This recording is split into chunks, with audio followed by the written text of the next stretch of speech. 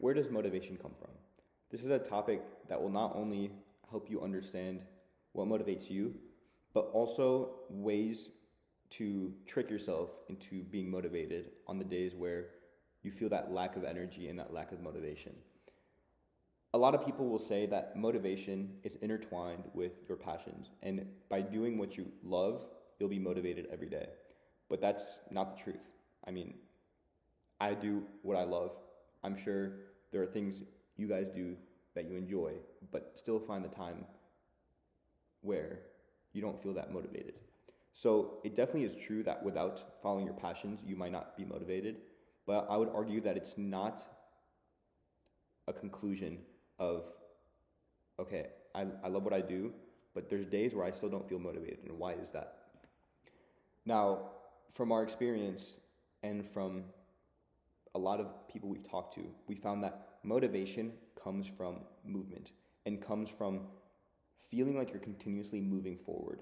There are a lot of days where things might feel slow, things might be going down, and that motivation is lacking. Now, I think there's a sweet spot of comfort where if things get worse than you're used to, that motivation might spark in, and you have that motivation to bring it back up. And when things are going great, that motivation is at a high, and you feel like you're on top of the world and you can do anything, and it keeps driving you forward to accomplish other tasks to keep driving you up. Now, with that being said, understanding when you're in that comfort zone of things aren't extremely bad yet, but things also aren't great. And that is the place where I found personally, I've had the most days like that where I have a loss of energy or loss of motivation to keep moving forward. And I think a way to shift that ideology and perspective is to look into things that are moving forward and are moving the needle. Or on the other end, if that doesn't do it for you, look at things that you're missing out on and look at what other people are doing. I know I say comparison is the thief of joy, but sometimes you can use that to your advantage. If you look at where you are and you're comfortable right now, you compare yourself to someone who's 5 steps ahead of you, and that itself ignites a fire in you.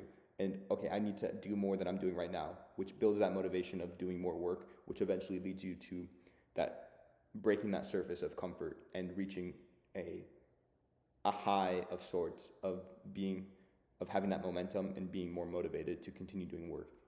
And motivation is intertwined with momentum. The more things you accomplish, the more you want. It's like a dopamine hit. It's a good dopamine hit. And when you have things that are going your way and are going right, you inevitably want to be doing more because you feel like, okay, if I'm doing this and it's going right, I know I can do this other thing or improve or grow or take the next step, and it'll go my way. Even if that's not true, that's what you will think. And it's the same thing on the other end.